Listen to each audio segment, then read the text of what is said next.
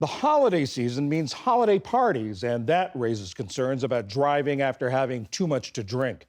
According to National Highway Traffic Safety Administration data, drunk driving crashes are as much as 40% higher between Thanksgiving and New Year's Day than they are the rest of the year. In 2000, Congress effectively set what's become the nationwide legal blood alcohol limit for drunk driving. It's higher than it is around the world, and advocates say lowering it would reduce U.S. fatal car crashes.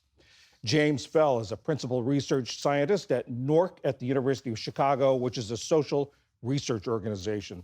Mr. Fell, you've been studying impaired driving for about 50 years now, I think. A little over 50. What has drunk driving done over that period? Has it gone up? Has it gone down? Well, it went down between 1982 and 1997 when a lot of laws were being passed. We lowered the limit to .08. We had administrative license revocation, things like that.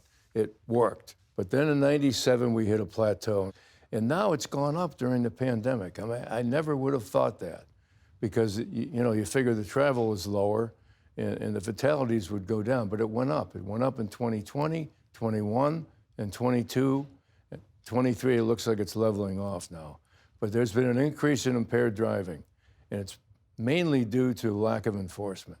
Now, the legal limit in the United States, and most of the states in the United States, is .08 blood alcohol content. Right. In most of the rest of the world, it's .05. How did that come about? How did the U.S. limit come about, and how did the difference come about? Actually, the limit back in the 50s and 60s was .15.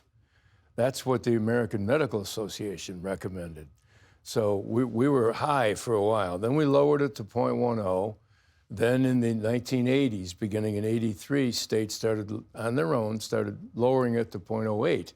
And then there was the federal sanction, the incentive for all the states to do that. And that sanction was the Congress said they couldn't get federal highway money unless it was a percentage, no, a percentage of the money. So .08 and .05, I think a lot of people hear those numbers, but they don't really know what it means. I don't know what it means. Right. Can you quantify it into how many drinks the average person would have, or what level of impairment at each level? Everybody's different, and it doesn't work for everybody. But in general, after we've done the studies, .05 would be a 170-pound male would have to have 4 drinks in 2 hours on an empty stomach to exceed .05.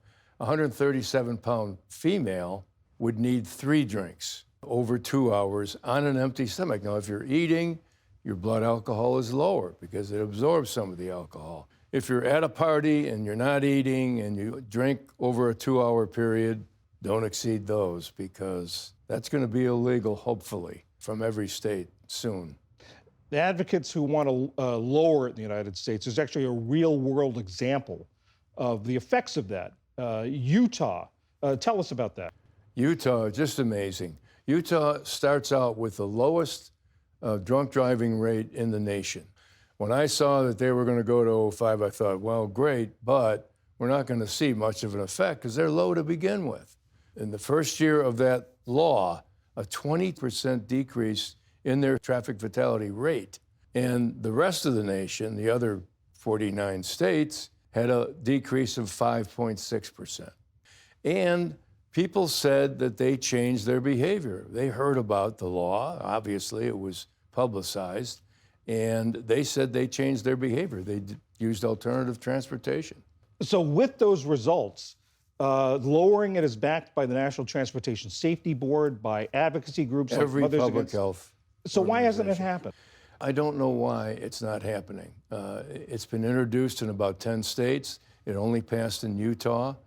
The science behind it is very strong. 63% of the public supports lowering it to .05, and it won't cost the state a thing. And in the U.S., that would mean saving 1,800 lives a year if all states went to .05. Are there other ways to address drunk driving other than bringing the blood alcohol limit down? Sure. There are several things that work. The enforcement strategy using sobriety checkpoints, for example, where the police stop every car or every other car, and they just talk to the driver, and if they smell alcohol or notice the driver slurring his words or whatever, they pull him over and give him a field test. That is a big general deterrent. People do not want to get caught in a checkpoint. It's very difficult to get police to do them frequently, though. They have to be done at least once a week to have a big effect. Another one is alcohol ignition interlocks for convicted offenders. That prevents repeating the offense. They won't be able to drink and drive. They have to blow into a breathalyzer, and if they have pretty much any positive alcohol, the car won't start. So that's very effective also. James Fell, thank you very much. Thank you for having me.